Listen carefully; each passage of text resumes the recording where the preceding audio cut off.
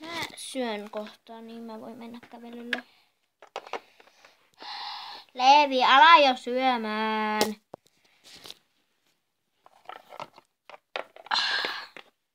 Syöt hyvin. En jaksa sitä, että närpistää.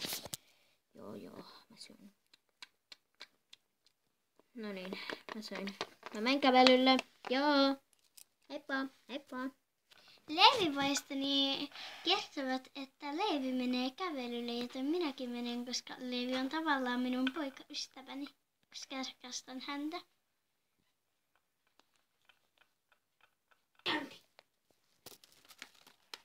Ai, mitä sä teet täällä? Mitä itse teet täällä? Enpä juurikaan mitään. Mä tulin vaan kävelylle tänne. Leevi, Niin? alaksä tai ei siis mitään? Ok. Joo. No, mä tässä taidankin lähteä jumppailemaan. Ok, mun pikkusiskolla on sitten tänään joku ihminen juoksukilpailut. No niin, ja tervetuloa mummoralleihin. No niin, kilpailijat. Kerro nimesi. Mä en tiedä mun nimeä. Sinä.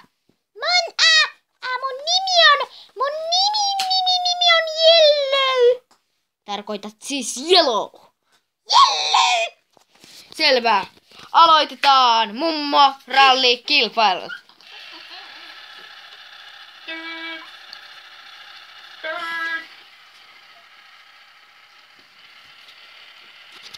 Hyvin jännittävää. Kumpihan voittaa?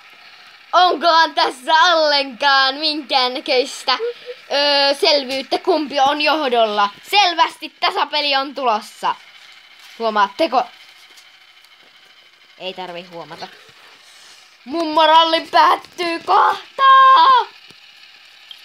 Ei, kuka heittelee styrokseja? Mutta kuka voittaa? No, nimetön mummo voitti! Violetta! Miksi sinä sitten sanoit, että et tiedä nimeäsi? Minä unohdin. Kuka vieläkin heittelee näitä? Lunta!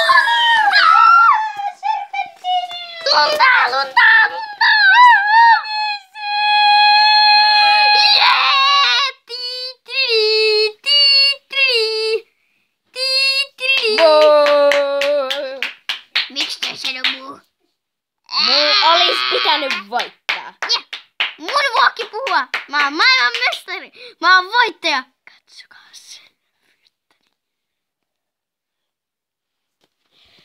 Ja no niin, ne pikkuiset hävisi minun pikkusiskoni hävisivät. Tiesitkö, että mummorallikilpailun voitti Violetta? Mitä? Minä luulin, että meidän pikkuinen on sopiva mummo. Koska meidän pikkuinen on vähän liian hidas mummoksi. Kuka toi oli? En mä tiedä. No mutta kuitenkin. Mä nyt kylmen täällä. La la la la la la la la la la la la la la la la la.